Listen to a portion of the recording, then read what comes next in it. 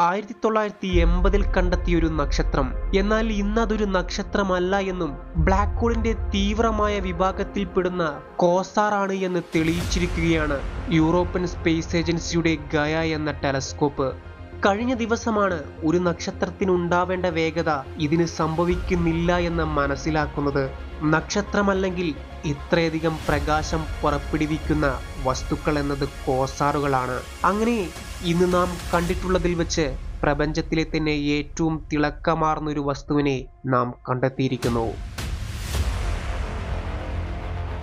1200 കോടി light year അകലെയുള്ള ഈ കോസാറിന് ഏകദേശം 7 പ്രകാശവർഷത്തോളം നീളമുള്ള ഒരു അക്രീഷൻ ഡിസ്ക് നിലനിൽക്കുന്നുണ്ട്.